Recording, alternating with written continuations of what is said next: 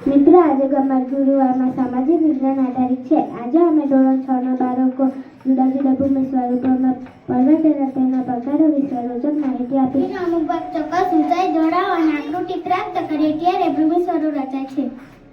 હું તમને ભૂમિ સ્વરૂપોના પ્રકાર જણાવીશ. ભૂમિ સ્વરૂપોના મુખ્ય 3 પ્રકાર છે: પર્વત, મેદાન અને ઉચ્ચ પ્રદેશ. એટલે સમુદ્ર સપાટીથી લગભગ 900 મીટર વધુ ઊંચાઈ ધરાવતા તેમજ તીવ્ર ઢોળાવ અને સંકળાયેલ શિખર ધરાવતા વિસ્તારને પર્વત કહે છે. હું તમને ગેટ પર્વત વિશે જણાવીશ. મોટાભાગે સમુદ્રના તળિયેના પ્રદેશો કે જળાશયોના તળિયે એકત્ર થયેલા નિક્ષેપણને બંને બાજુઓથી દબાણ આપતા વચ્ચે કરચલી પડે છે, જેને ગેટ પર્વત તરીકે ઓળખવામાં આવે છે. મિત્રો, હું તમને ગેટ પર્વતના ઉદાહરણ જણાવીશ.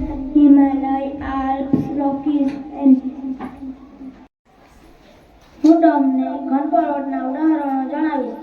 હોસ્ટ, નીલગિરી, સાતપુડા અને વિંધ્યાચલ પર્વત.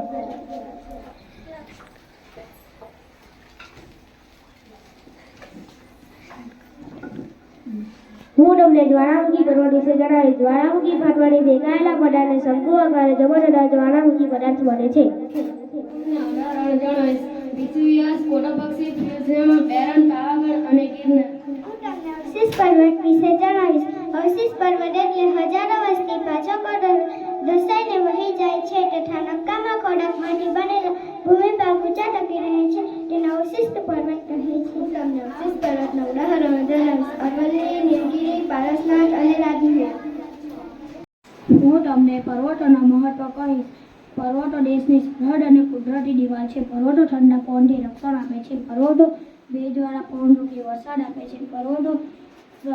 પર્વતોમાંથી નદી નીકળે તેનાથી ફળદ્રુપ મેદાન બને છે. પર્વતો જંગલ સંપત્તિ અને પાણી સંપત્તિનો ભંડાર છે.